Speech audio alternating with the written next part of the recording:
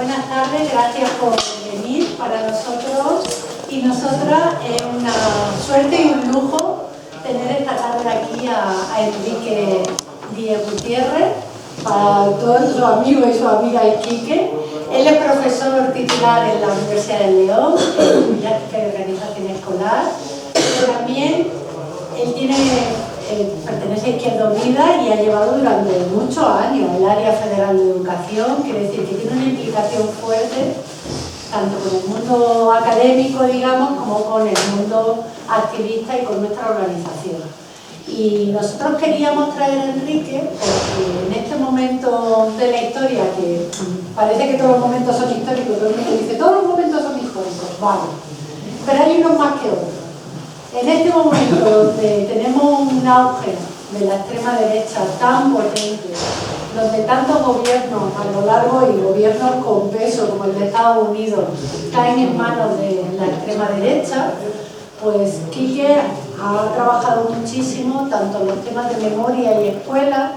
Tenemos por ahí, si veis, las unidades didácticas sobre memoria histórica democrática de las mujeres, la de la asignatura pendiente. Ha trabajado por un lado todo ese trabajo que tiene que ver con la recuperación de la memoria histórica y qué está pasando con esto en el sistema educativo y cómo hacer sobre todo propuestas de trabajo para las escuelas muy necesarias, porque vemos que si no tenemos una generación que no sabe de dónde venimos y por tanto no es capaz de valorar todos estos movimientos que se están produciendo hacia la extrema derecha.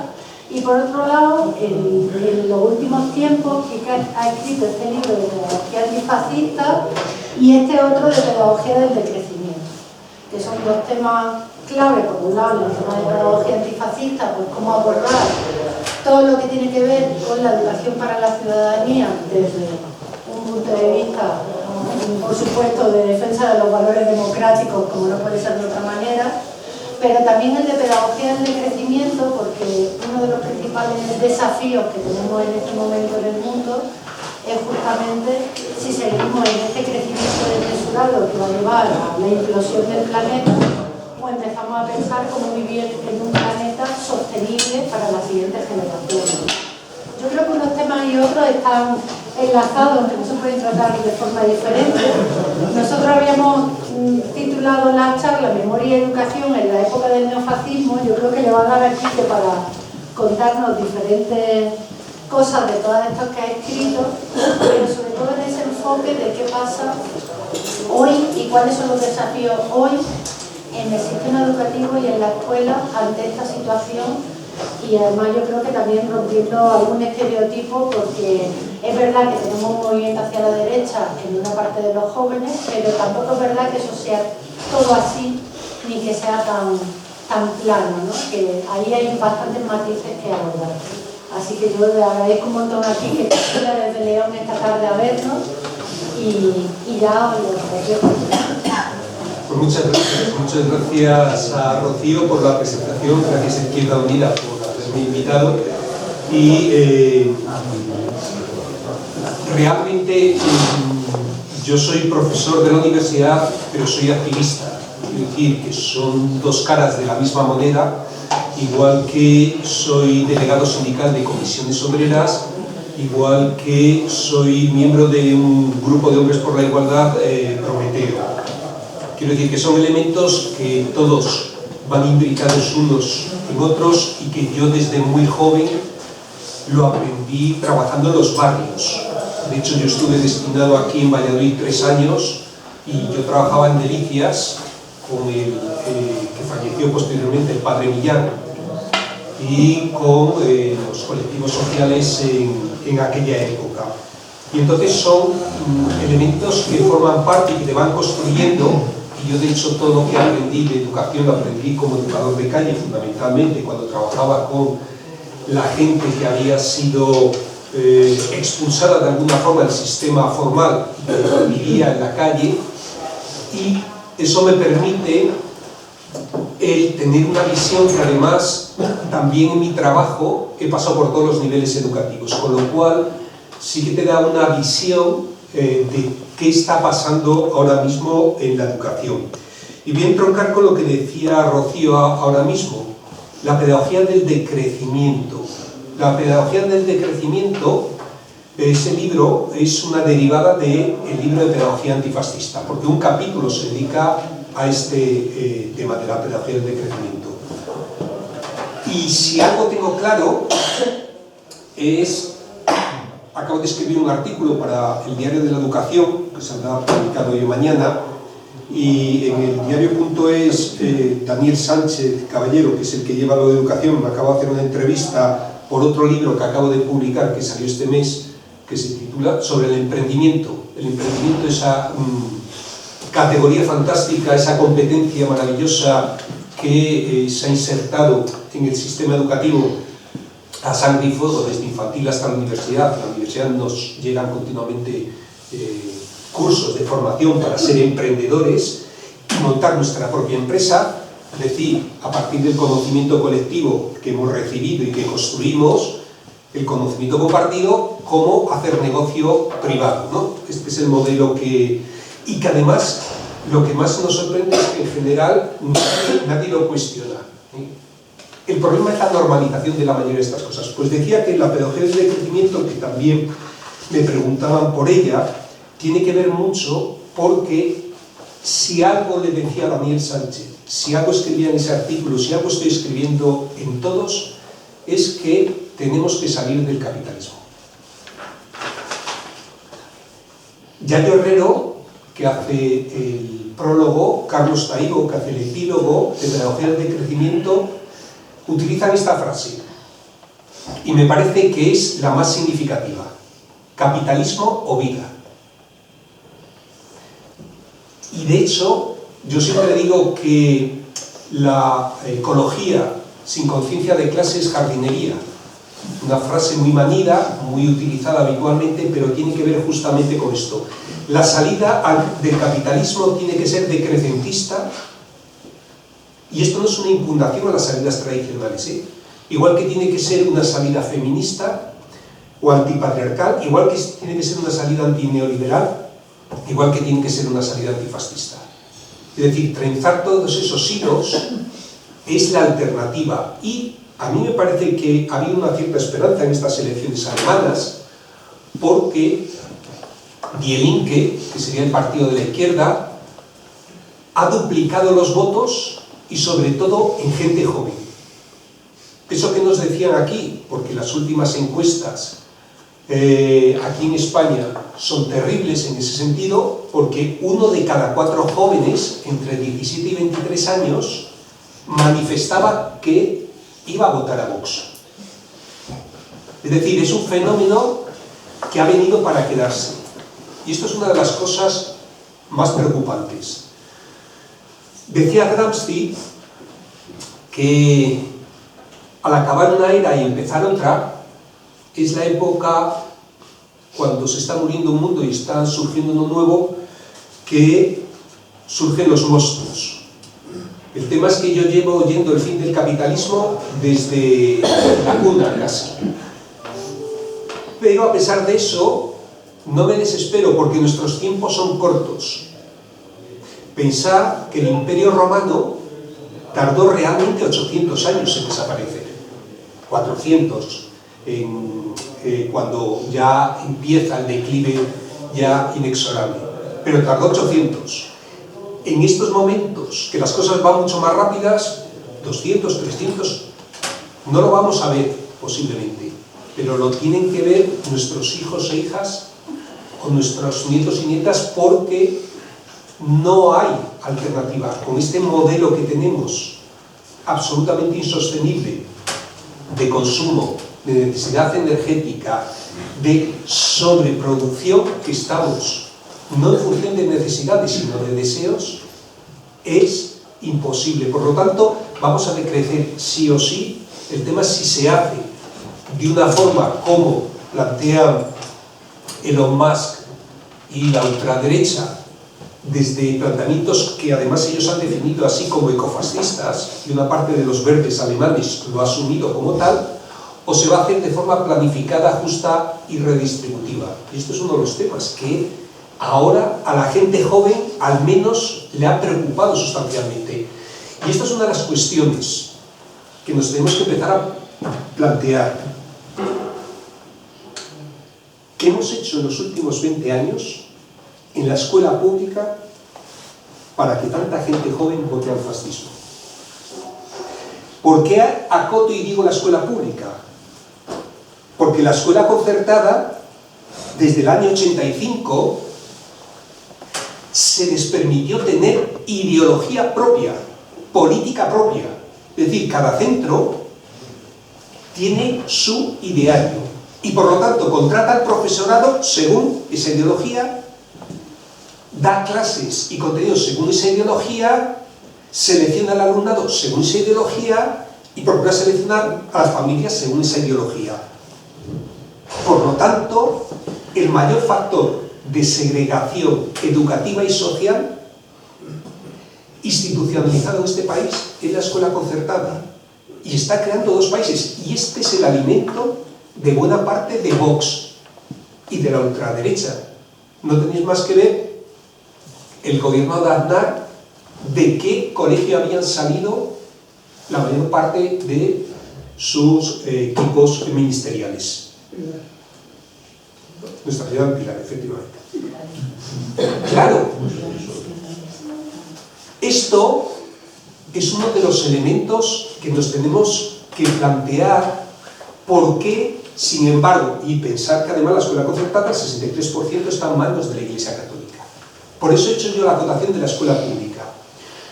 Y dices, ¿y mientras tanto qué hemos estado haciendo en la escuela pública?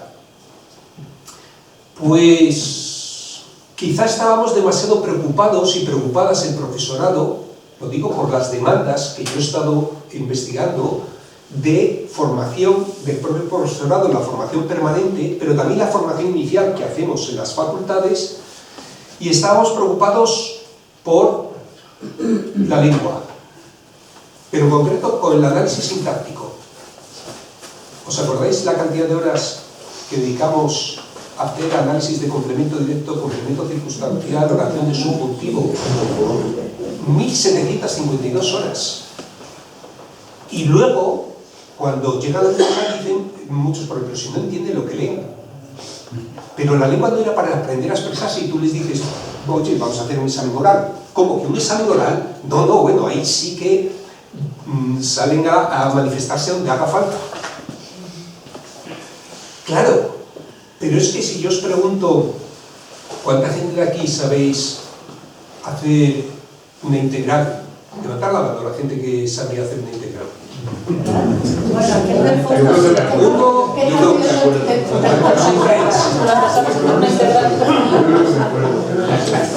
Más fácil. ¿Cuánta gente sabía hacer una raíz cuadrada? La pregunta es, los que habéis levantado la mano, que siempre hay 2 o 3 frikis en todos los auditorios que levantan la mano, es ¿para qué es una raíz cuadrada? ¿Para qué? ¿Por qué alguien dijo como Arquímedes, eureka? Fíjate, cuando un cuerpo se mete en un líquido, resulta que desplaza el volumen. Él tenía un problema y encontró la solución. ¿A qué problema da solución una raíz cuadrada?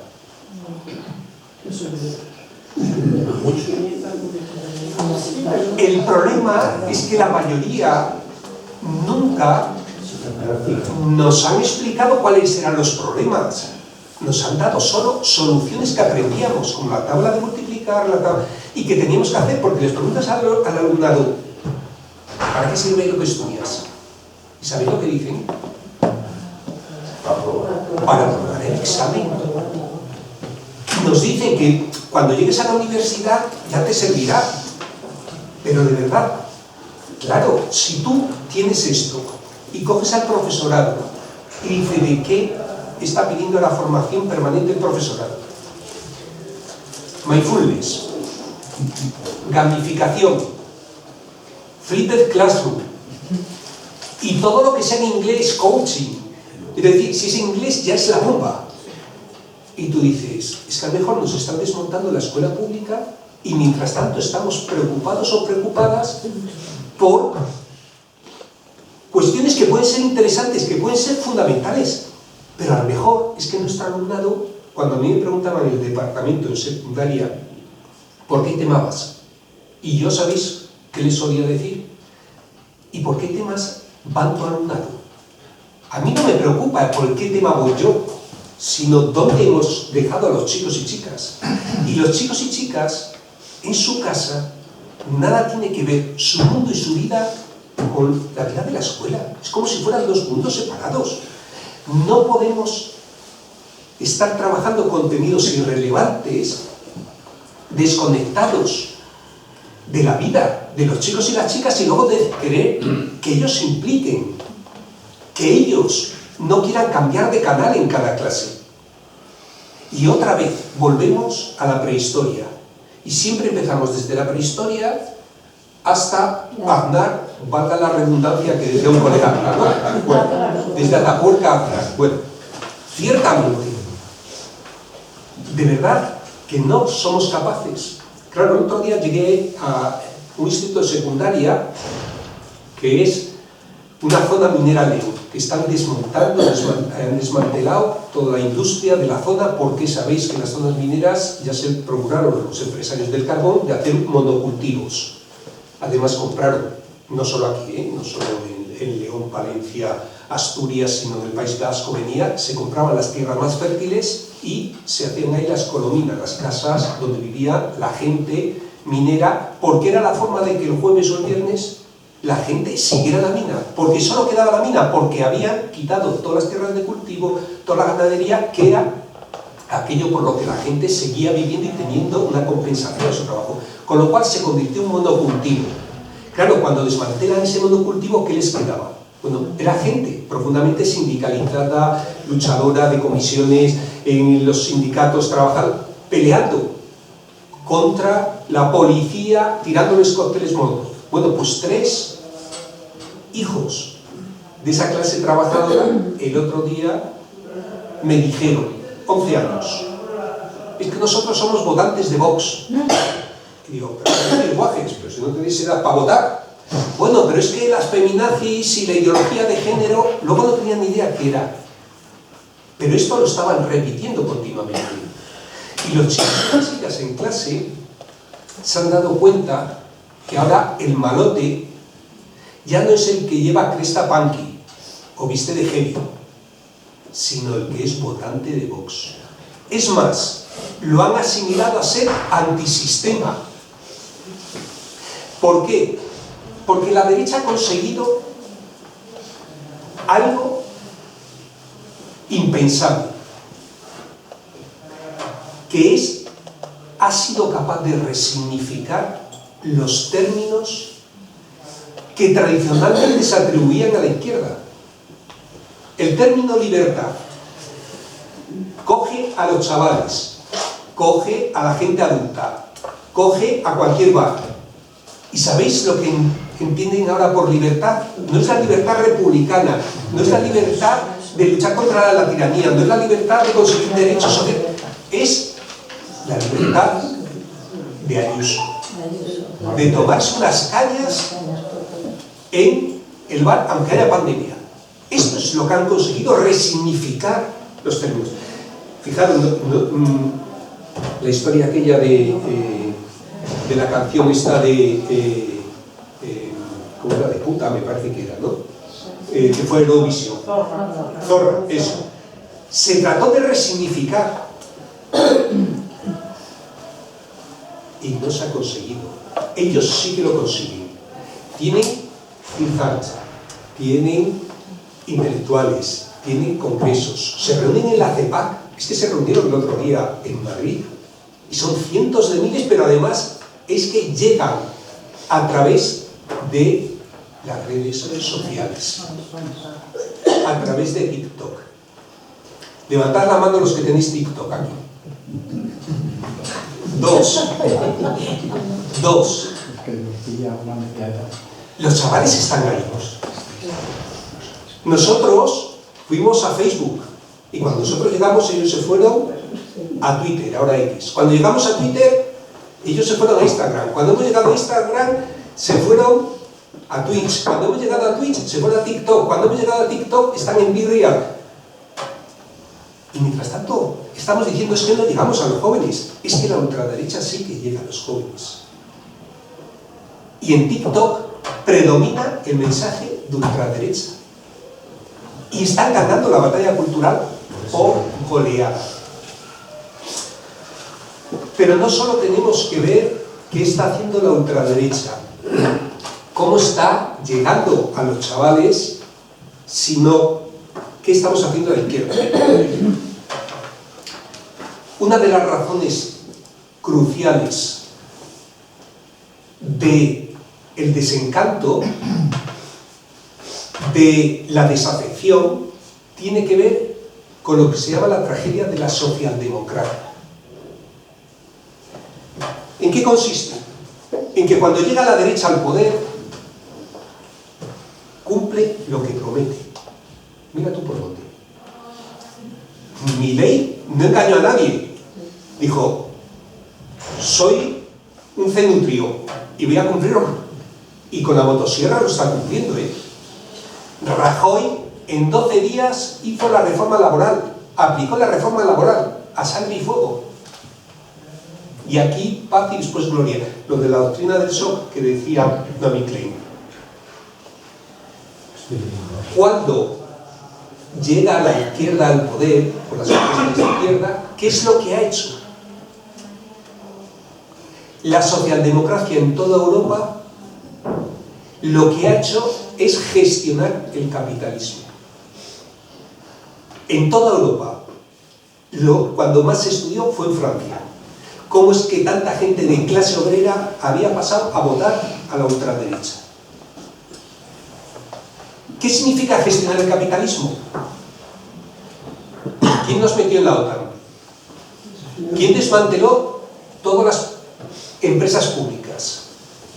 ¿Quién ha devastado todo lo público y los sistemas? ¿Qué fue lo que dijo Margaret Thatcher? Aparte de la famosa frase aquella de yo no quiero un país de proletarios, sino de propietarios.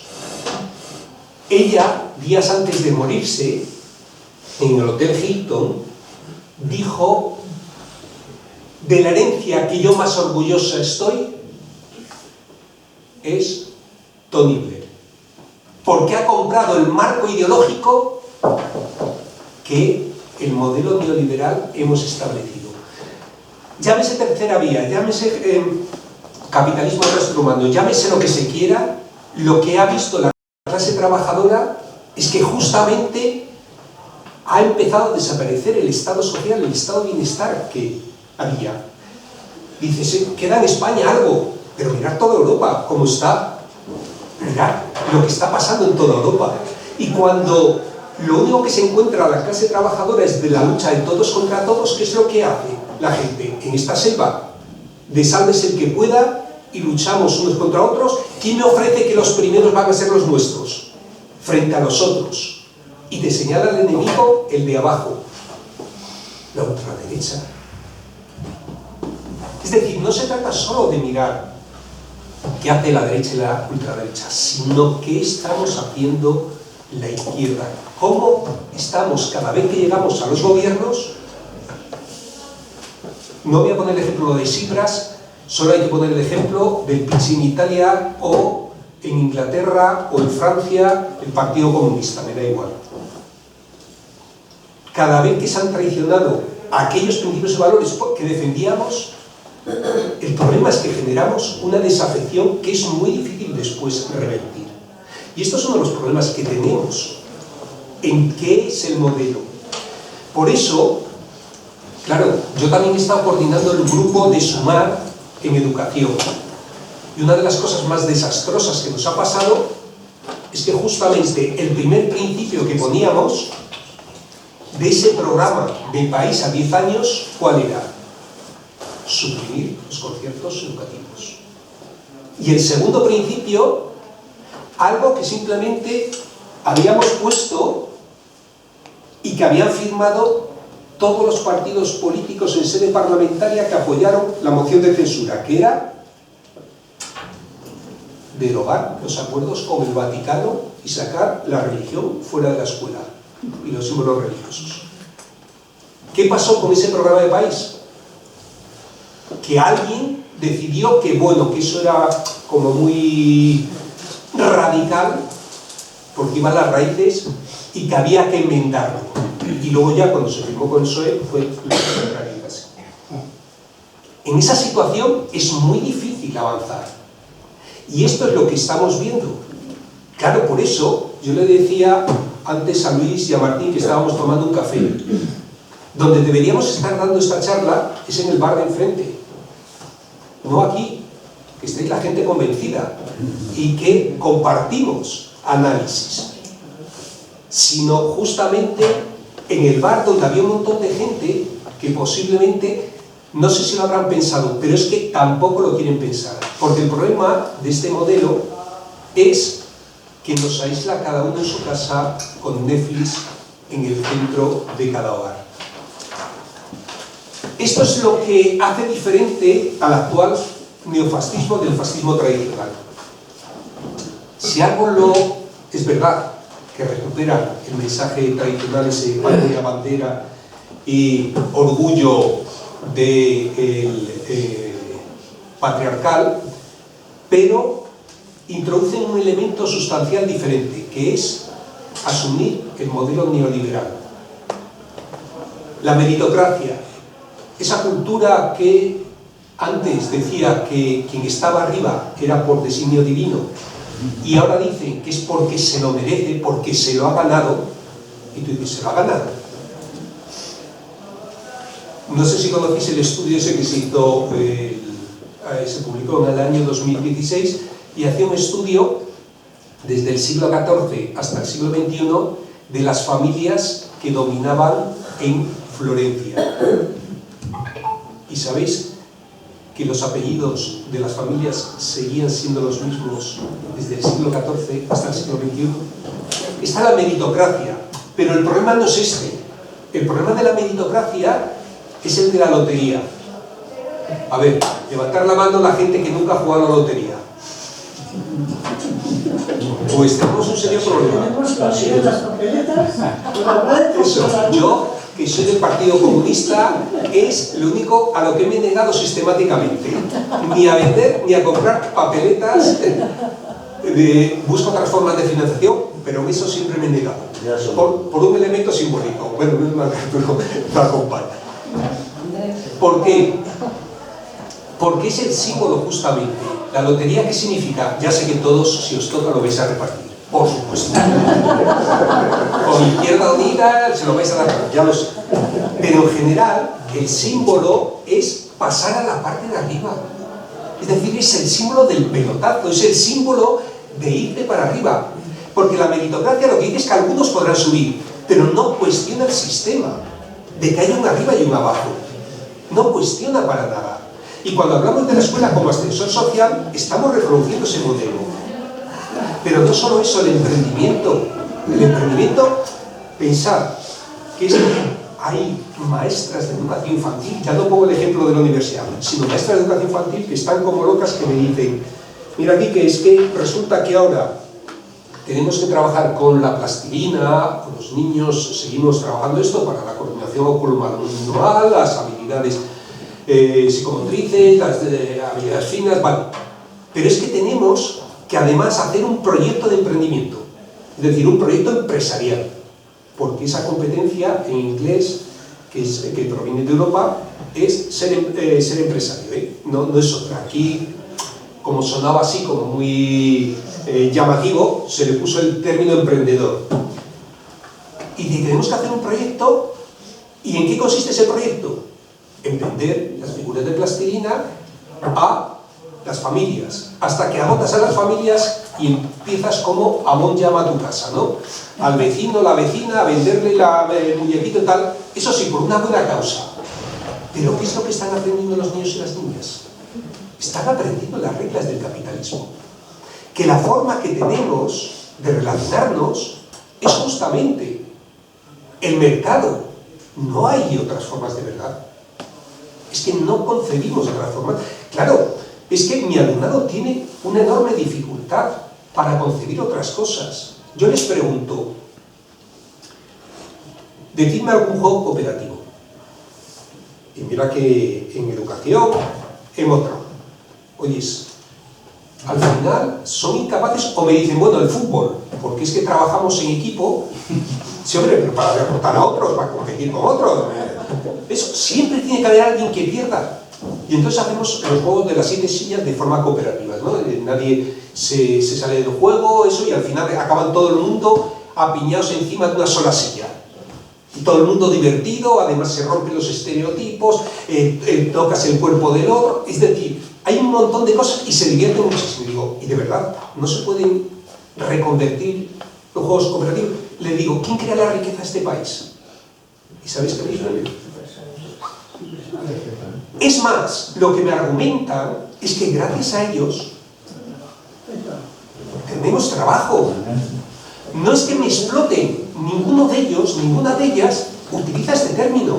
Ya hablar de plusvalía, vamos, ya años luz, porque sabéis que se ha cambiado incluso la FOL por iniciativa empresarial, una iniciativa empresarial 2, que es las asignaturas. Entonces, claro, en este modelo en el que se va entrando, en el que vamos domesticando, en el que vamos trabajando, yo digo, los jóvenes son producto de la sociedad que están y que estamos creando. No son más que el producto de lo que está pasando. Por eso, cuando escribí este libro de pedagogía antifascista, como siempre nos dicen, bueno, es que vosotros siempre estáis criticando, ¿no? Criticamos el adoctrinamiento. Ellos sabéis que la ultraderecha, con lo del PIN parental, que ya han sentado a profesorado en los banquillos, de momento, en los banquillos judiciales, de momento, como testigos. En Asturias parece que ya va a ir uno como imputado, porque para ellos todo lo que no es su doctrina es adoctrinar. Ellos utilizan siempre lo de los clásicos, ¿no? Lo de petitio primitivo, es decir, acusar al otro de lo que uno hace y poner la carga de la prueba en el otro. ¿Vale? El otro tiene que estar argumentando y explicando, y eso es la doctrina de Goebbels. En la segunda edición del libro de pedagogía antifascista, ahí hago un análisis de las características del neofascismo actual y recojo justamente porque lo aplican tal cual, lo de los 11 principios de Goebbels, del ministro de propaganda nazi, lo aplican radicalmente y además de una forma muy efectiva. Pues ellos, con el adoctrinamiento, con el tema de que la religión para ellos no es adoctrinar, cualquier otra religión sí, solo la nacional católica, y aquí la normalizamos como forma permanente, pero también el tema de, ya sabéis que el País Vasco acaba de aprobar esta mañana que los menores pueden ir a pegar tiros a los animales, a cazar, que va a ser, si van acompañados por adultos, que eso es un ejercicio sano y que así se genera una nueva hornada de cazadores, es decir, de gente que tiene el especial afán de a otro ser vivo apuntarle, disparar y matar. Sí, parece que les pone. Yo creo que tiene un problema de masculinidad tóxica, que tendrían que ir a terapia, pero parece que en vez de llevarles a terapia van a pegar tiros. Y claro, cuando en España tenemos que ha aumentado el nivel de sensibilidad ante el maltrato animal, sin embargo, todo esto está resurgiendo porque tiene mucho que ver con los logros del feminismo. La batalla cultural central que ellos tienen es, dicen, frente al marxismo, que ahora ha mudado en ideología de género. Y entonces entran con esto. Son, sobre todo, hombres agraviados y mujeres que le hacen la ola. Sabéis que Vox tiene un negro, como tiene una mujer, como tiene, es decir, el hecho de ser hombre o mujer no tiene que ver con esto, tiene que ver con el patriarcado. Y hay gente, mi madre fue formada en el patriarcado profundamente y ya nunca salió de ahí. ¿Por qué? Porque no tuvo posibilidad, no tuvo oportunidad, pero hay otra mucha gente que lo utiliza como arma arrojadiza. Pues bien, tenemos ahí un gran problema, que en el momento que las mujeres han avanzado en todo lo que es feminismo, hay una corriente y una reacción ultra reaccionaria de neomachismo, de hombres que se sienten agraviados y es que ahora ya no pueden decir ni un piropo por la calle, que tienen que pedir permiso y un certificado para poder decir un piropo. Dices, pero ¿a ti quién te ha dado vena para en mitad de un espacio público empezar a increpar a otra persona?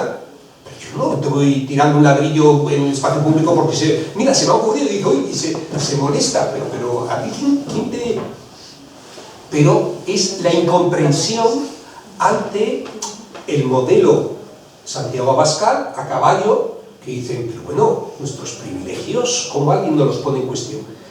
Esta reacción está calando muchísimo en la gente joven, sobre todo varones, porque una de las cosas que no dije antes es que de ese 25% que se declara votante Vox entre gente joven, mayoritariamente son chicos. Mayoritariamente en España son chicos. Y esto tiene mucho que ver en ese sentido. Todas estas, junto con el modelo neoliberal, están inundando la escuela. La pregunta entonces es, como decía Vladimir Ilich alias Lenin, ¿qué hacer? Dedico un libro a eso y todavía no lo hemos solucionado. ¿Qué hacer? Pues mirad, yo, como siempre decía, nos critican mucho de que hacemos críticas, pero hacemos pocas propuestas. Lo que me dedico, la mayor parte del libro, es justamente a hacer propuestas. Igual que las otras de memoria histórica, también propuestas. ¿Por qué me ha importado tanto la memoria histórica? Bueno, aparte que también soy activista en este sentido, ojo, porque claro, todo el mundo cuando estoy en congresos de memoria histórica, cuando estoy en congresos o jornadas o lo que sea, o conferencias, todo el mundo dice, bueno, es que mi familia fue represaliada, no sé qué. Yo soy nieto de falangista. Nieto de falangista. Y no por eso defiendo el falangismo. Quiero decir, el hecho de que tengas una familia represaliada, puedes haberlo vivido más. Pero es que cualquiera que tenga dos dedos de frente debería defender los valores republicanos, la democracia, y que la dictadura fue una época de genocidio organizado y sistemático. Entonces, no te avala el hecho de... Por eso a veces lo tengo que aclarar. Yo soy nieto de falangista, hijo de militar, en un ambiente militar, y sin embargo he nacido a la conciencia. Si yo lo puedo hacer, todo mi alumnado lo puede hacer también. Por lo tanto, el cambiar es una cuestión de nacer a la conciencia, y se nace a la conciencia mucho en la lucha. Pues decía, en ese quehacer, a mí me interesa mucho la memoria. ¿Por qué? Porque no te garantiza, pero sí al menos te da elementos para no banalizar, como están haciendo ahora tantos jóvenes, con el tema del franquismo o la figura incluso de un dictador como Franco. Porque el hecho de lo que te dice todo el alumnado es que nunca llegamos a esa parte. Lo que te dice el profesorado, bueno, es que pasamos de puntillas. Almendralejo, Instituto de Secundaria. Felipe, concejal de Izquierda Unida, está dando clase, él es de filosofía y le toca la asignatura de psicología en bachillerato. Y está dando la clase, y para decir que hay libros que son una construcción de ficción, compara la Biblia con Harry Potter. Y el alumnado le denuncia. Y entonces, como se decía antiguamente, el equipo directivo le llama capítulo. Le llama capítulo y le dice, tienes que retractarte, pedir perdón, tratar de solucionar esto, etcétera, etcétera. El asunto no va de esto, sino que la jefa de estudios, para hacérselo pedagógicamente entendible, le dice, mira, yo soy de historia, y cuando llego al tema de la guerra, trato de ser muy cuidadosa, porque hay de las dos partes, y no vamos a herir las sensibilidades de ninguna de las dos partes. Hagamos una analogía. Mira, es que hay gente que viola y hay gente violada. Vamos a ser sensibles con las dos partes, no vamos a molestar a ninguna de las dos.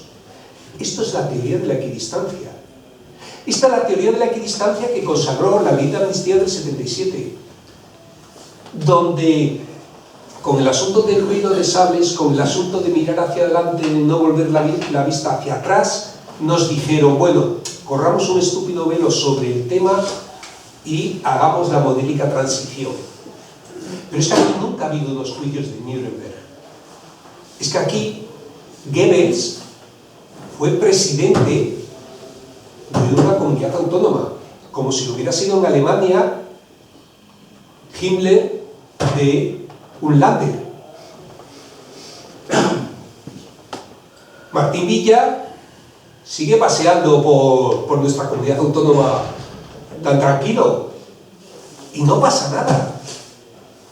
Es decir, somos una anomalía en esto como en otras tantas cosas, como lo de los conciertos, una anomalía europea, porque todas las demás democracias en Europa se fundaron desde el paradigma del antifascismo, porque habían ganado al fascismo en la Segunda Guerra Mundial, mientras que España, nuestra democracia se fundó sobre el olvido del pasado.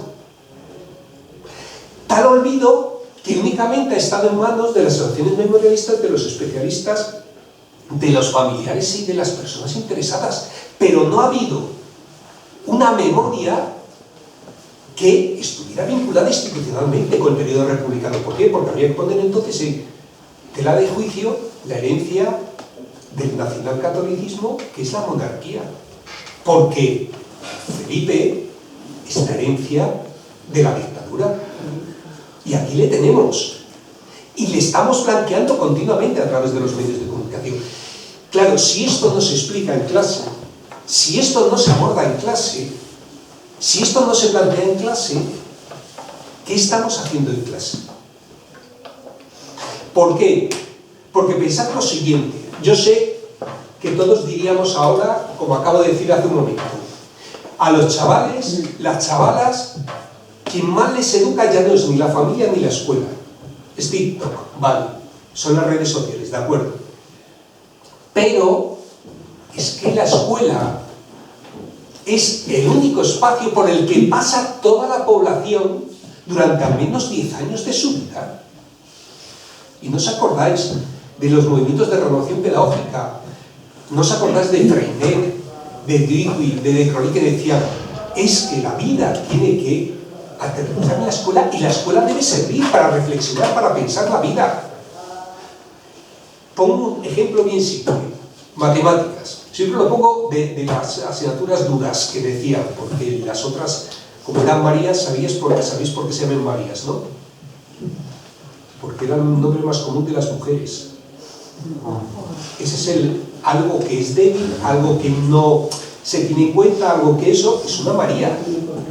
Fijaros las connotaciones que tiene, es que el lenguaje construye la realidad. Por eso digo que los términos que se utilizan son muy potentes.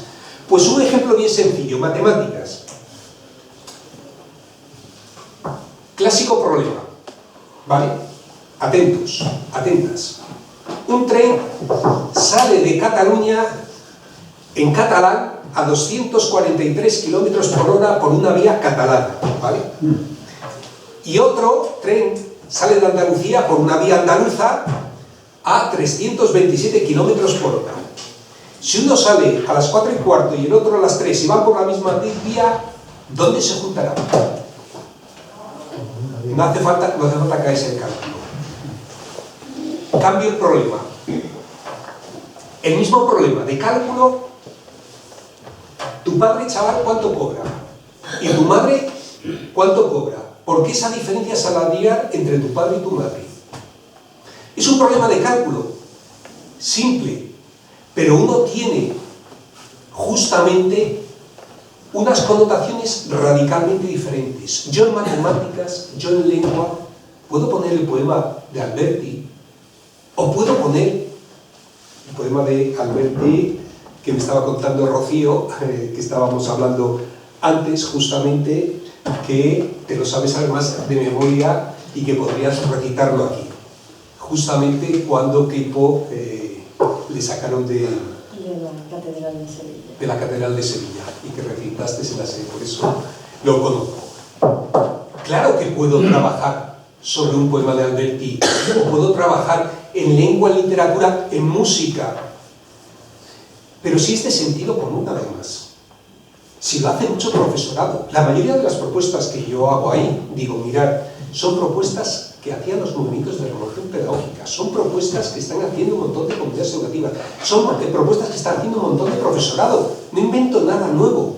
Simplemente lo traslado aquí para decir, no quiero que lo haga un profe, no quiero que lo haga una comunidad educativa, quiero que lo hagan todas las comunidades educativas.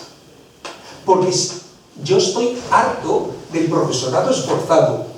Muchos, ¿verdad?, que acaba con síndrome de burnout, porque acaba bastante quemado, porque acaba en solitario. Pero no lo digo por eso, lo digo porque yo lo que quiero son políticas educativas, no experiencias interesantísimas, magníficas, pero que llegan solo a un pequeño grupo de gente. Yo lo que quiero es que todo el mundo tenga el derecho a la mejor educación. Este tipo de educación, una educación plenamente y claramente antifascista, una educación inclusiva, claramente inclusiva, una educación democrática. Levantad la mano los que sois profes. Uno, hay bastante, muy bien, qué fenomenal. ¿Cuántos lo primero que hacéis en clase es negociar con vuestro alumnado lo que se va a hacer? Algo. Pero yo he visto en el País Vasco, he visto cosas que no os creeríais, que diría de Orión, el radio C, más allá de Orión. Justamente es una cita de Blade Runner para la gente que, porque yo ahora a la gente con la que trabajo en clase, que tienen 20, 19 años, tengo que explicarles que U2, cuando digo no U2 el cantante, sino U2 el de creatividad, y me miran como la vaca mira el tren, porque los referentes culturales son muy diferentes. Y ahora, bueno, pues eso es una cita de Blade Runner, de la primera Blade Runner, de la película del replicante, ¿no?, de las frases del replicante. Pues, claro, ciertamente yo he visto en el País Vasco cómo se negociaba con el alumnado, pero seriamente. Se negociaba qué se iba a dar, cómo se iba a dar y con quién, incluso. Claro, eso significa un nivel de madurez democrática, pero si lo que han experimentado habitualmente el alumnado es que cuando llegan al consejo escolar, que es el órgano democrático institucional de un centro educativo, ya está todo el pescado vendido porque ya se han aliado el profesorado con las familias, con los representantes de las familias, y ellos van allí de comparsa, ¿qué es lo que aprenden? O cuando aprenden que ser delegado o delegada es un marrón que yo me lo quiero quitar de encima o sí, para conseguir no sé ¿qué es lo que están aprendiendo de participación? Es que la educación no es neutral, estamos educando permanentemente. En el tiempo del comedor escolar, en el tiempo del recreo, en el tiempo... Hacer patios inclusivos no es una banalidad. Significa que he pensado el tiempo libre para que sea inclusivo. Hacer patios coeducativos o patios verdes significa, porque si vais a cualquier centro educativo, en cualquier centro educativo el espacio del recreo, ¿sobre qué está centrado? Fútbol.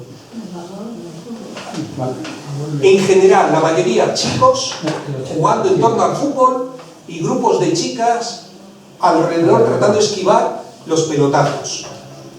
Pero dices, eso todavía ahora. Pero ¿os habéis dado cuenta que es que lo primero que llegas al cole no han sido los chavales? Ha sido la institución, la administración educativa, quien ha pintado en el colegio las canchas de fútbol. Tú dices, bueno, es que si los chavales espontáneamente... No, es que ya venían con ello delimitado, ya estaba establecido. Es que no da tiempo ni a repensar. Claro, estos modelos que estamos haciendo permanentemente, dices, ¿cómo podemos? Yo lo que quiero decir, y con esto acabo, para dar espacio al debate, es que realmente lo que estamos planteando es lo que a mí me enseñaron cuando yo tenía 15 años. Yo era de la parte de atrás de clase. Ya sabéis que adelante estaban los empollones, que decíamos 4 ojos, capitán de los piojos en aquella época y tal, los empollones. Y atrás estábamos los que siempre estábamos dando guerra. Y yo estaba con las guerras de Cerbatanias, cuando todavía había Bolshevik, ¿os acordáis? Bolshevik. Yo ahora digo a la universidad y el primer día de clase, el primer segundo, lo primero que digo es, señores, señoras, volvemos al siglo XIX.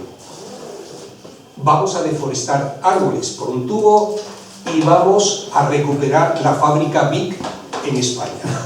No quiero ni un ordenador ni un móvil encima de la mesa. Papel y bolígrafos.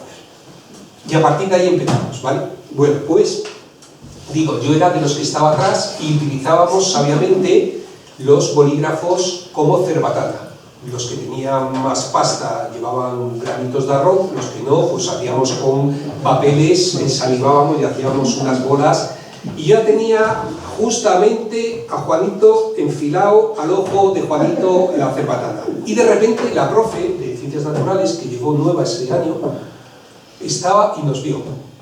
Ya nos había calado, y los de 15 años, ¿cuál era nuestra preocupación esencial?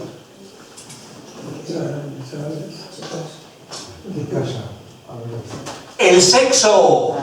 ¡El sexo! ¿No lo sabéis? ¿No pasasteis por los 15 años? Estabais en la primera fila, se os nota, se os nota. Y las de 16, claro, lo dices finamente. En mi pueblo, no. Las de 16 ya miraban a los de 18. La profe que nos había calado dijo: este año la asignatura no se va a llamar Ciencias Naturales, se va a llamar Aprender a ligar. Y yo, que estaba con la cerbatana así, y estaba a punto de dar, me quedé con la cerbatana así. Es más, creo que incluso recuerdo que me empecé a poner algo rojo. Y es verdad que luego hablamos del aparato genital masculino, del aparato genital femenino, de las gónadas, de un montón de cosas. Y llegamos a la clase de lengua. Y la de lengua, el primer día también nos dijo: oye, chavales, a ver, mirad, esto, tras tirar del pelo a las de adelante, que era lo que hacíamos, no mola. Así no se liga. A ver, vamos a establecer otras estrategias para aprender a ligar. Y yo me sé de memoria algunos poemas de Mario Benedetti, que fue el que yo elegí, para decirle a otra persona cómo me gustaba. Me lo sabía de memoria, porque tenía sentido. Y llegamos a la educación física, y que el tío era más pispo que ninguno, dijo: a ver, poneros de 2 en 2. Entonces, ¿qué hicimos? Pues yo me puse con Juanito. ¿Con quién me iba a poner? Dijo: yo os dije que 2 en 2, nos dije cómo. A ver, os tenéis que poner uno enfrente del otro y vamos a hacer ejercicios físicos de aproximación. Y entonces vais a tener que acariciar a la persona de enfrente, y la persona de enfrente os va a ir diciendo cómo le gusta que le acaricies. Y me ves a Juanito y a mí haciéndole así, no sé qué, y cayéndome un chorretón de sudor a los 15 años, que, bueno, aquello era... Claro. Luego me he enterado de mayor que eso se llamaba trabajar por proyectos. Y trabajar de forma... Quiero decir que ya desde hace mucho yo pongo, de lo que es una escuela inclusiva, pongo un vídeo del año 86 que hizo el Ministerio de Educación sobre la integración, y que es plenamente la inclusión y la filosofía de la inclusión que planteamos. Es decir, no inventamos nada nuevo, es simplemente tener voluntad. Y yo lo que quiero es que las políticas educativas lo que apoyen es justamente este modelo de educación. Un modelo de educación que no sea inclusivo, porque la educación o es inclusiva o no es educación. Que sea democrático, porque la educación no es democrática o no es educación. Que sea antifascista, porque la educación no es democrática o es antifascista o no es educación. Porque no hay neutralidad posible. Esto es lo que planteamos. En definitiva, realmente un modelo que, para llegar a las semicorcheas, hagamos examen de dónde partiríais.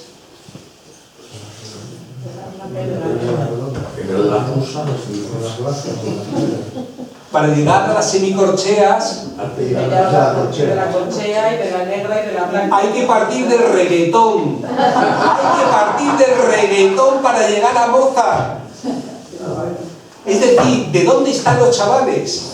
Si la montaña no viene a Mahoma, Mahoma tendrá que ir a la montaña, o al revés. Al revés. Ciertamente esto es lo que planteamos. En definitiva, yo creo que lo que decía Lucio Anneo Séneca en el siglo IV antes de nuestra era, decía: las cosas decimos que son difíciles porque no sabemos hacerlas. Y en el fondo llegaron 2 tipos que se llamaban Mendizábal y Madoz, y dijeron: pues mira, vamos a quitar todos los bienes a la iglesia. En el siglo XIX, donde el poder de la iglesia era mucho mayor, y lo hicieron. Y lo hicieron. ¿Por qué no lo vamos a hacer nosotros y nosotras? Este es nuestro grupo. Muchas gracias.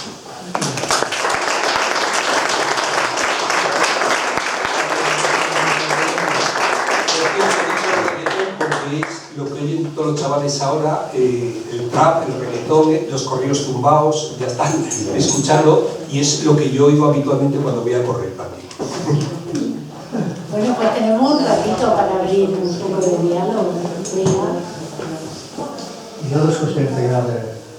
¿No crees que sería necesario recuperar la formación que hacían los militantes en tiempos, con libros de estos Pelajes, por ejemplo, o con la actualidad de Carlos Marx o cualquier historia, ¿no? Y estudiar eso con el método de Pablo Freire, que es un pedagogo favorito? Y otra cuestión así, ya un poco más de cachondeo, digamos.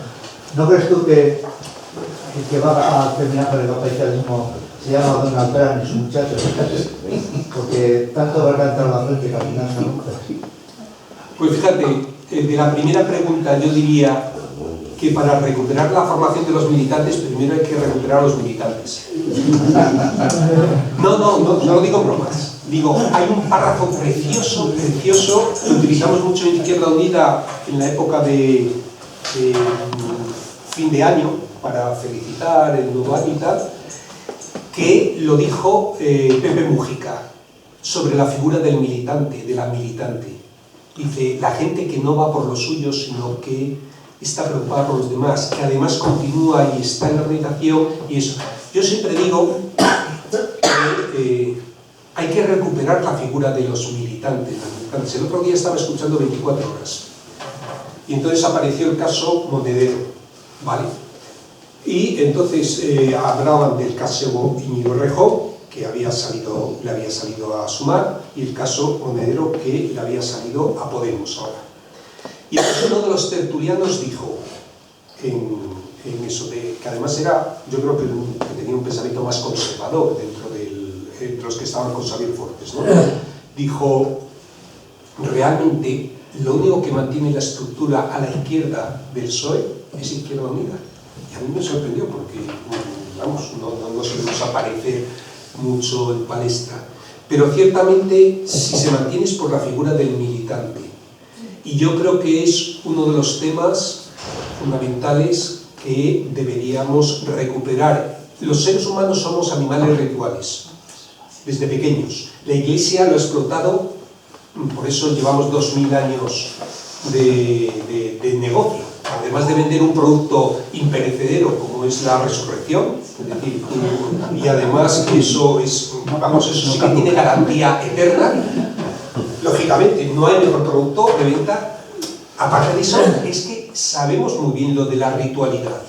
Y si te fijas en todas las ceremonias, eso, bueno, pues los seres humanos necesitamos ritos.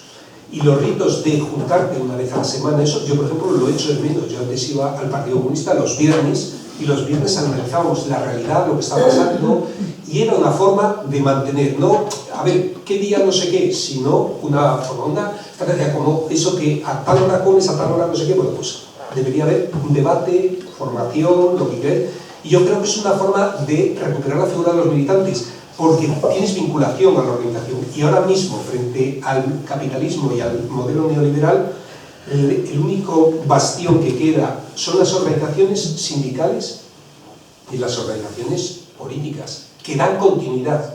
Porque esa historia de convertirnos en consumidores, que hoy día vamos a luchar contra el no sé qué, el día siguiente contra lo otro que se hizo en algún momento, el activismo de repente, bueno, pues pasó el 15M, subes un día, pero al día siguiente es que tienes exámenes o tienes otra cosa. Entonces la militancia a mí me parece muy importante rescatarlo. Y respecto al otro que planteabas, que era... No van a eliminar... Eso. Bueno, esa es la idea de que cuanto peor, mejor. Y eso tiene sus aquellos. El problema es la gente que lo sufre. Tú imagínate la gente que en Estados Unidos están en las colas porque han desmantelado todo lo que es están desmantelando todo lo público, todas las ayudas públicas. Entonces, claro, mientras dices, vale, es que va a hacer reaccionar, pero ¿a quién reaccionar? hay un problema sustancial, es toda una teoría sobre esto, es lo que llaman el umbral de la revolución. El umbral de la revolución es muy lábil, muy delgado, que es la gente que no tiene para comer hoy, que está muy abajo, no le pidas que piense en otra cosa, porque lo único que está pensando es cómo conseguir comida para sus hijos e hijas para mañana. Y la gente que ya se ha metido como lo que se llama el capitalismo popular, ya has invertido en fondo de pensión privado, en no sé qué, en que tienes que pagar una hipoteca y tal, aparte que tienes algo que perder si lo cuestionas ese modelo. Entonces es una cierta burguesía, de hecho la clase media, el problema es que tú vas, ese umbral, el problema es que tú vas por los bares y preguntas a la gente, ¿tú eres clase trabajadora? Y hasta un taxista te dice, no, yo soy clase media aspiracional. Es decir, la clase que aspira, por eso los conciertos educativos tienen tanto éxito. ¿Por qué? Porque ahí no hay ni negros, ni moros, ni gitanos. Está la clase media a la que yo aspiro a que mis hijos se relacionen o yo llegar a relacionarme.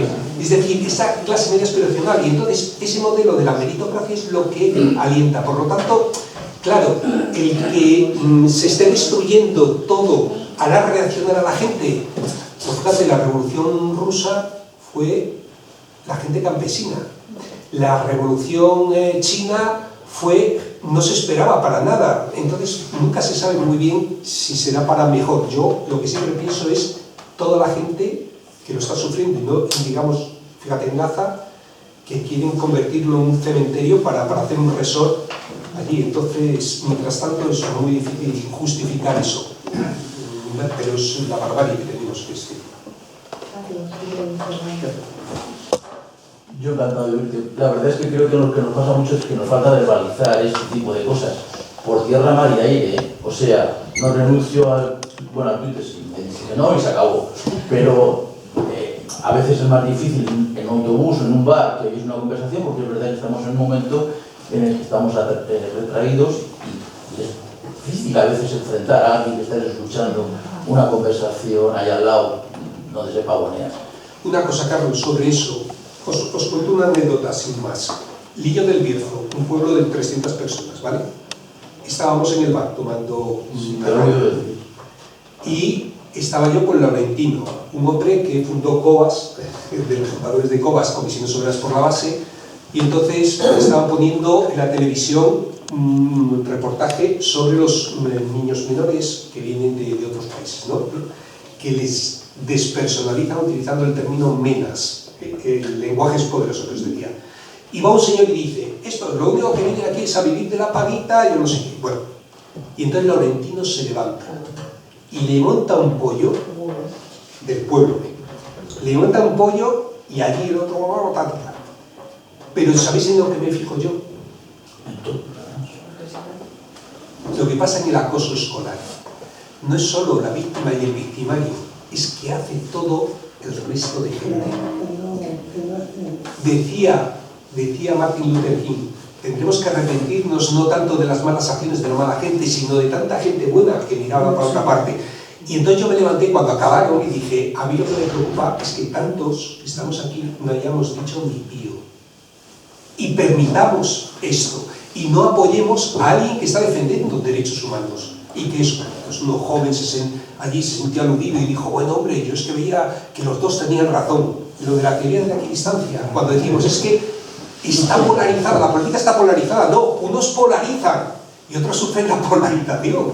Este es el problema, que acabamos asumiendo el relato del enemigo. Perdón, Carlos. No, yo estaba en esa clave, en la clave de verbalizar, en la clave de las expresiones, de la importancia. Tú has utilizado el término ascensor social. Yo creo que el término ascensor social, que en principio es algo aspiracional, donde todo el mundo nos sentimos, yo lo he utilizado cientos de veces en escritos explicando la importancia. Al final, cuando eres realmente consciente, estás dándote cuenta que estás perpetuando un modelo en el que en realidad la sociedad no debería aspirar a ese modelo, porque es la lucha del penúltimo contra el antepenúltimo, y al final acabamos todos peleando por el puesto de trabajo que está un poco más arriba, pero en realidad la sociedad no prospera.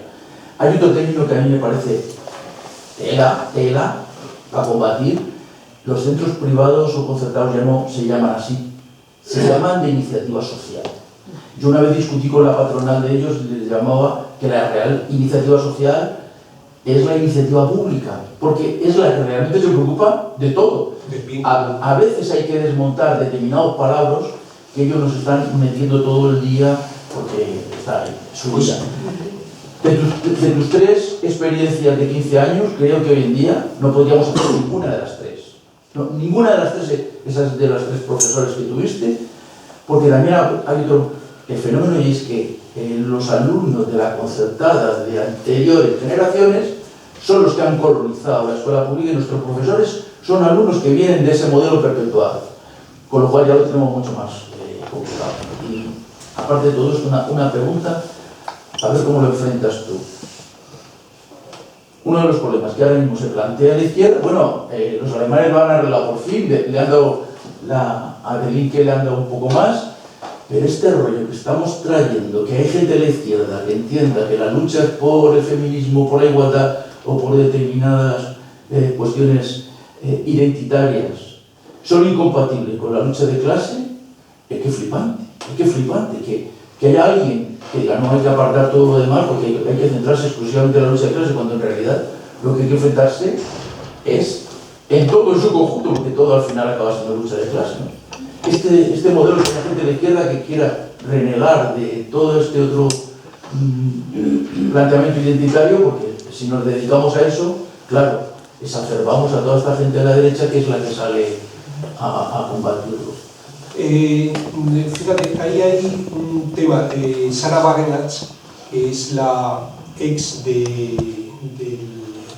que fue de Die Linke, ¿cómo se llamaba el líder de Die Linke, el anterior? Bueno, Sarah Wagenknecht es la que se esperaba que tuviera un éxito arrollador, porque era el modelo rojipardo de planteamiento no a la guerra, no a los inmigrantes, no a la OTAN, pero en el feminismo también que ponía en cuestión, etc. Y al menos la gente joven lo que ha hecho allí en ese sentido es apoyar a Die Linke, y a mí me parece que es fundamental. Pero antes de decir esto, pensar lo siguiente. Yo publiqué hace unos días un artículo titulado "Suprimir las universidades privadas". ¿Cómo podemos concebir que pueda haber negocio en un derecho fundamental como es la educación? UNIR está formando a 70.000 futuros profesionales, y de educación ni os cuento el porcentaje que tiene, muchísimo más casi que la Complutense. Está formando online para ser maestro, maestra, para ser eso.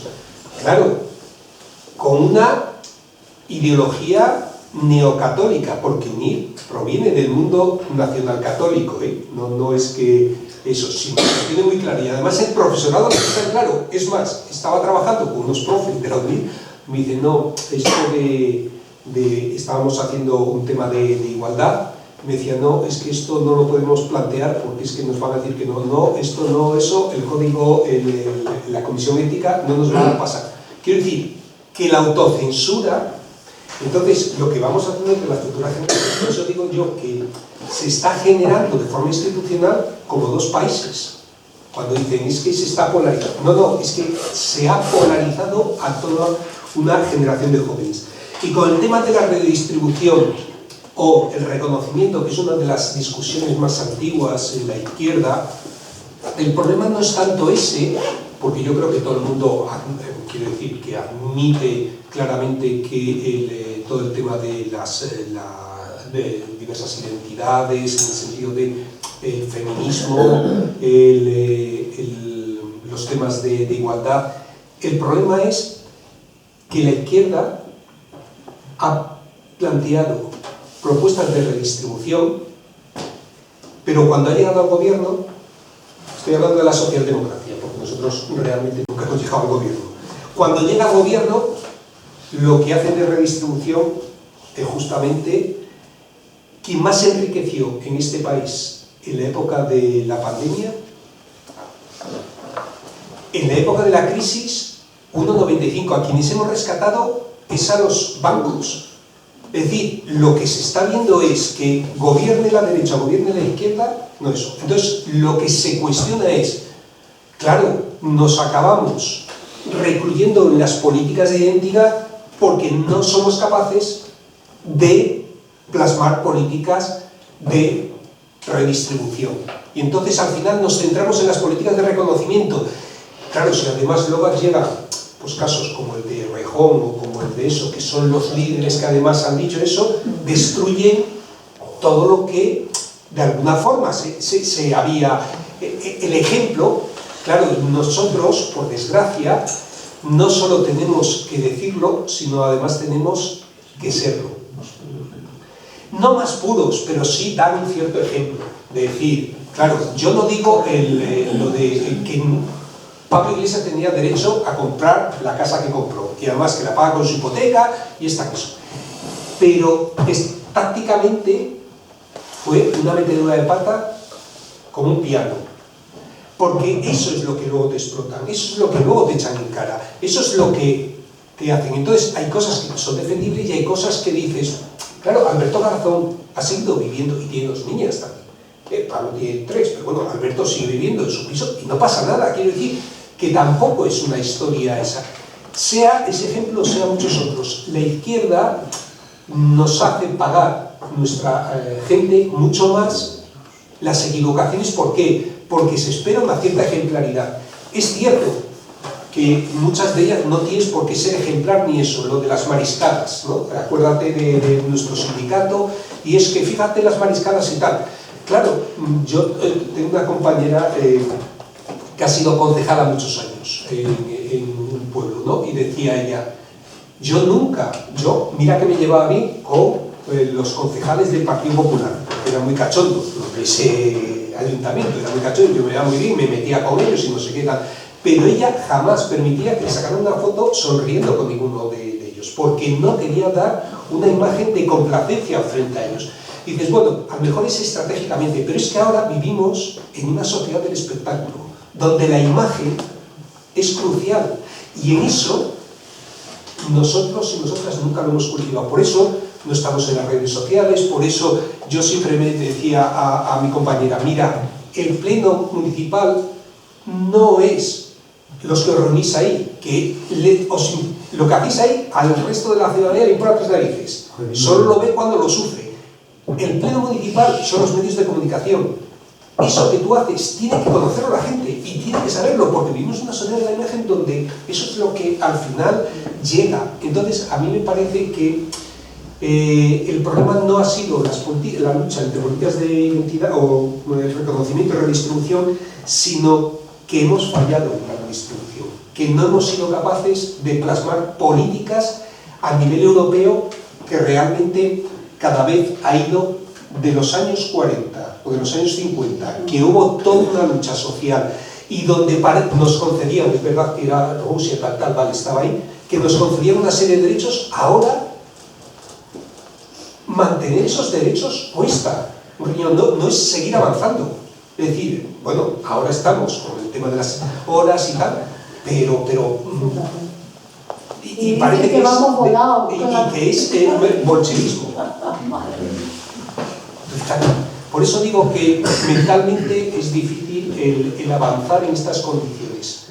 Quiero decir que ahora resistir se convierte casi en un acto heroico, porque la ola neoliberal es muy fuerte. Yo cuando estuve en Argentina me decía, es que las raíces que se asientan luego es muy difícil erradicarlas, porque acaban colonizando el pensamiento. Es más, nos acaban convirtiendo en sujetos que nos comportamos como una empresa, y es más difícil salir de una, o más fácil salir de una cárcel física que salir de una cárcel que te has autoimpuesto. Es decir, porque la mayor parte de la gente, lo que estamos viendo es que desea ser parte de la explotación que sufre. O sea, acordaros de Uber, de los riders, que es que decían, no, yo eso. Dice, pero es que ahora ya no son un clase trabajadora. Ahora soy un avispado empresario, emprendedor, y ya tengo, y pongo los propios instrumentos de trabajo, no tengo seguro, tengo que poner yo el propio seguro, tengo que eso, pero es que así puedo yo hacer las horas, y es que viven, trabajan como un becario, pero se sienten como los dueños de la empresa y cobran absolutamente como precarios. Bien, todo lo que nos has dicho, Quique, está muy bonito. Pero, esta es siempre la frase que empieza así, pero... Claro. En definitiva se reduce que hay que tener una mentalidad. Para ser militante hay que tener una mentalidad militante. Para quitar el capitalismo hay que tener una mentalidad anticapitalista. Una formación anticapitalista. Si un militante no está formado profundamente en otro orden social, que lo conoce a fondo, mejor que el capitalismo, llegará hasta donde llegue. Pondrá una cosita, hablará a los alumnos de que está mal, aquello tal, pero no es suficiente. O sea, creo yo que tiene que haber un momento, una formación, un lugar, algo así, donde el militante aprenda profundamente otro sistema anticapitalista. Y desde ahí empezamos a caminar. ¿Dónde, cuándo y cómo hacemos eso? Ese es el problema que tenemos, el referente. En el feminismo siempre decía, claro, es muy difícil caminar cuando no se tienen referentes. De ver alternativas en ese sentido. ¿Por qué? Porque una de las cosas que están inventando sobre la marcha es bastante costoso para la mayoría de la gente. ¿Y cuál es el referente que podemos decir? El bien común. ¿Cómo se puede plasmar? Claro, cuando se dice, cuando una mujer llega al poder, ¿te acuerdas de las primeras investigaciones que hicimos juntos? Llega una mujer al poder, es muy difícil cambiar el poder. ¿Por qué? Porque al final el poder te acaba cambiando por... te decían, bueno, cuando lleguen muchas mujeres feministas al poder y cambien el modelo, porque entonces sí habrá posibilidad de cambiar el modelo. Pero inicialmente es muy difícil porque está definido el poder de una forma patriarcal, por ejemplo. ¿Dónde tenemos un referente que anime a la gente, sobre todo de gente joven, y que sea un referente? Si los referentes habitualmente son el Rubius, el referente Yadós, Yadós supongo que ni os sonará, el de los burpees y de... no suena, de los cochazos. Y los cochazos. Es que hay que estar conocer porque es donde se mueve esta gente. Esos son los referentes, entonces es muy difícil generar otro modelo si no se tiene referente. En su momento, el referente que fue Rusia, al final acabó el stalinismo. Entonces, claro, es una decepción para... Hay dos palabras pedidas así. Volvemos a ello. Querría volver a las soluciones a la pedagogía antifascista.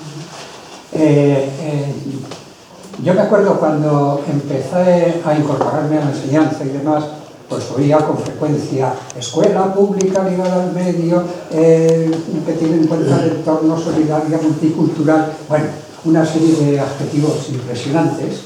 Y pues porque me toqué con consejo educativo y entonces empecé a aprender cómo se hacía aquello, a construir aquello, ¿no? Y que es por donde tenemos que seguir en todo caso el trabajo. El problema es que, claro, cuestiones como la meritocracia, por ejemplo, pues eso ha ido calando en la sociedad, también en el profesorado también, y a todo Dios y a toda diosa se le movía el culo a la hora de implantar, por ejemplo, optativas, porque así de esa manera, por la optatividad, los mejores iban para no sé qué optativas, los otros que considerábamos peores por no sé dónde, etc.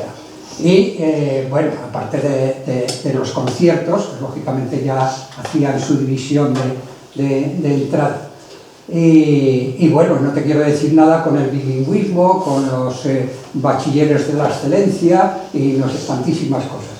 Y toda aquella gente con la que se podía trabajar en aquel momento en los institutos, en los colegios y demás, De repente fueron desapareciendo poquito a poco de alrededor, ya aquellos proyectos que se podían hacer, ¿no? Interdisciplinares al menos y demás, que tuvieran sentido, ¿no? Actividades con sentido y participativo realmente a la hora de construir el conocimiento y de resolver las cuestiones que se planteaban, pues todo eso desapareció, fue desapareciendo. ¿Por qué? Pues porque todas las cuestiones que antes has enumerado y algunas más, ya desde la revolución conservadora empezaron a penetrar a una marcha forzada en la sociedad increíble. O sea, no solo la cuestión de la meritocracia, era la cuestión también de se acabó el tratamiento de la diversidad. Ponemos incluso cursos especiales para los niños tontos y tontas, para aquellos que tienen dificultades o para aquellos que, pobrecitos ellos, que mira tú, hasta hacemos los colegios o los institutos, ¿cómo se llamaban? 30, 20, y entonces les dejamos allí y les atendemos allí apartados, ¿no? Entonces, ¿qué es lo que ha hecho en todo caso el neofascismo? Dar forma a todo eso que ya estaba. O sea, que el fascismo no ha muerto. El fascismo estaba latente. Alguien decía lo de la serpiente, que cambia de piel, pero no de veneno. Y estaba ahí cambiando de piel. Y, por lo tanto, cuando se le da forma, el poder económico sobre todo, pues llega un momento en que dicen, no necesitamos derechos, necesitamos una explotación a tope, sin ningún tipo de limitación, requerimientos, pues entonces todo eso se va al carajo. Pero realmente estaba sembrado. Es verdad que sí que conocíamos o sabíamos que bueno, pues los derechos y las libertades eran como criaturas pequeñas que había que estar mimando continuamente, pero nunca sospechábamos que a pesar de mimarlas, no lo haríamos suficientemente, está claro. Pues resulta que nos ha venido todos estos nubarrones. Ese yo creo que es el gran problema. La solución me parece que es lo que hemos hecho cantidad de veces en los centros, con mucha gente, no solo con la gente más consciente, también se incorporaban la gente que incluso era conservadora. Yo a veces he trabajado con gente conservadora mejor que con estos progres que solucionan los problemas en la barra de un bar. Y lo mismo después se cargan en matemáticas al 90% del alumnado. O sea, eso también tenemos que tener en cuenta, que dentro de la izquierda pues había una debilidad ideológica, no solo porque se repitiese como un papagayo escuela pública, etcétera, etcétera, sino porque hacíamos absolutamente todo lo contrario. Entonces ese es el gran problema que tenemos, que ahora lo han dado forma y ahora está la sociedad tan predispuesta a seguir por ahí que es muy difícil hacerlo frente. Fíjate, yo volvería a lo que dijo Martín. Es que lo estaba pensando a raíz de lo que estabas diciendo, es que deberíamos hacer una educación. Lo que yo planteo en el libro, en definitiva, es una educación anticapitalista. No solo para los militantes, sino para todo el mundo. Pero el problema de mi alumnado, que van a ser futuros profes, que han tenido una formación durante todo ese tiempo en la escuela pública, la mayoría, bueno, con la parte concertada. Ahora ya estamos... Sí. Bueno, pues es que les cuesta incluso nombrar el capitalismo. Y cuando yo les digo, perdona, tenemos que dejar de hacer campañas de pobreza cero, que son mentira. Hay que hacer campañas de riqueza cero. Y me miran, ¿y sabéis lo que me dicen? Y entonces, ¿por qué me motivaría yo? Esto, si lo que yo digo es lo que han hecho los movimientos de renovación pedagógica toda la vida, lo que hemos planteado en educación, pero hacerlo de forma explícita y clara, que la gente sepa claramente, igual que hace Vox, que dice, oye, mira, que vamos a meter la motosierra y que vamos además a quitaros todos los derechos y tal, y que lo sepáis, sin ningún complejo. Yo creo que debemos desacomplejarnos y de dejar de utilizar eufemismos y decir claramente tenemos que salir del capitalismo. Dejamos una educación anticapitalista entonces, porque si no se forman las futuras generaciones en otro modelo, este planeta y la propia especie va a desaparecer. Eso es lo que tengo que ver más. Hortensio. No sé si estaba primero Andrés, así que había que... Sí, vale. Venga, sí, sí. Ese un poco en relación a lo que, bueno, por un lado lo que ha planteado Martín, ¿no? de la formación militante, y por otro lado esto último que acabas de comentar. Entonces, hay una parte que es, y es muy necesaria, que es una formación ideológica, ¿no? De principios filosóficos, demás, ¿no? Pero yo creo que lo que puede motivar a ese que te ha dicho y lo que realmente nos forma también es vivirlo. Entonces, tenemos de alguna manera, se aprende con todo eso y esa teoría, pero desde luego en confrontación o en relación con otro y debatiendo con otro y poniendo en práctica en tu vida esos principios o esos valores, es donde realmente aprendes, donde en grupo o en colectividad nos reforzamos, y es donde puedes encontrar eso de, es que yo soy feliz así, o sea, y vivirlo en la medida que puedas, y eso es referente también para otros, ¿no?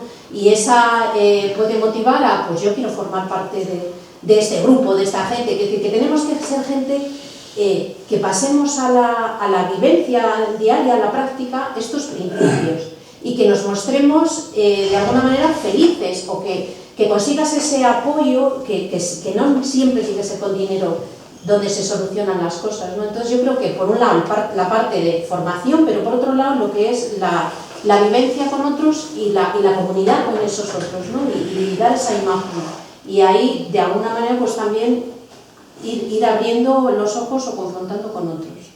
Estoy de acuerdo. Andrés. Bueno, nos han dicho tantas cosas y también dichas que casi se hace difícil decir algo. Esto que habla de la socialdemocracia, todo ese coqueteo, resulta que ahora se traduce en que han recibido el palo más grande de la historia en Alemania, por ejemplo. Y hay elementos alentadores, no solo es la ultraderecha, sino que creo que tenemos elementos alentadores en América Latina y en Brasil, en todos los sitios donde verdaderamente hay un auge, hay una esperanza, que eso mismo que mencionaba de Lee Linke, que ha duplicado en poco tiempo cuando las encuestas no le daban nada. Yo creo que tendríamos que saber utilizar las leyes del capitalismo a nuestro favor. Yo creo que lo están haciendo los chinos. Las leyes del mercado utilizadas inteligentemente resulta que les están poniendo a la cabeza del mundo, que forman más ingenieros ellos solos que el resto del mundo, que van a conquistar, por supuesto, el mundo científicamente, porque tantos universitarios y tantos ingenieros trabajando de unísono para verdaderamente transformar la vida, la sociedad, tienen que tener sus frutos. Yo creo que nosotros tendríamos que intentar, por ejemplo, crear un banco popular, el banco este de los BRICS.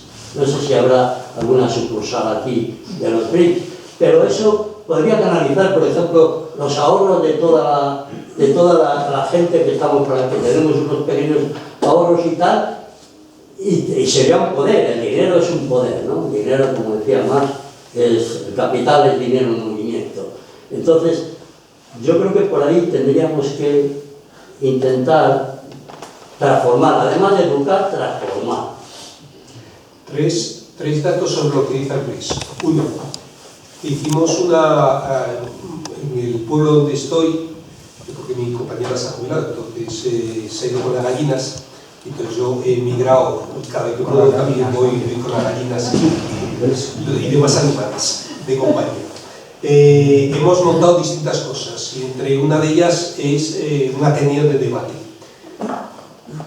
El día que más éxito ha habido, que asistieron como 50 y pico personas, fue, no esperamos ni mucho menos, titulada China y el futuro de Europa. y vino Pedro de la Cátedra China, hizo un análisis muy interesante. La gente está con mucho interés por China. Segundo dato, más de medio millón de dirigentes del Partido Comunista Chino han estudiado en Eton, en Harvard, en las grandes universidades, y ninguno ha pedido asilo político, como os acordáis que sucedía en la época rusa. No, todo el mundo vuelve porque le interesa mucho más China y lo que se está haciendo allí. Y tercer dato interesante, José Luis Centellas ha publicado un libro sobre China, y es interesante porque además hace el análisis de la economía china, que hay tres economías: una, la economía planificada, que decide el partido en función de lo que consideran el bien común para a nivel de todo el Estado; una segunda economía, que es economía privada, tú te puedes hacer rico, te puedes hacer como el MENG o alguna de esta gente, pero si el Estado en un momento dado decide que dejas de hacer Lamborghini y te tienes que poner a hacer coches para no sé qué o tractores para no sé qué, tienes que dedicarte a ello. Y tercero, una economía cooperativa que se hace en las zonas rurales, sobre todo, donde la gente se organiza y lo único que interviene el Estado es para apoyarles económicamente, para que se pueda mantener y eso. Entonces, tres datos que sí que parece que China hay un interés enorme sobre lo que puede ser el futuro. Ya supongo que todo el mundo ha oído noticias, aunque sí que es cierto que todas las noticias que dan en la televisión pública española sobre China, esto lo venimos investigando desde hace tiempo, son negativas. O le dan la versión negativa. Es decir, si confinan en Wuhan, fíjate qué control y tal, pero luego lo confinamos aquí, bueno, pero es que en Wuhan, es decir, siempre es una visión negativa. Yo no sé si es que tienen alguna financiación específica de la USAID, la televisión pública española, pero ya no digo las otras, porque no estamos investigándola, pero nos sorprende que la televisión pública española sea absolutamente, que sea lo que sea, es porque algo están haciendo mal siempre. Entonces, simplemente decir que la gente sí tiene bastante interés por el tema. Oye, yo creo que lo vamos a dejar aquí. Podríamos estar otro par de horas y aquí va a quedar una pregunta de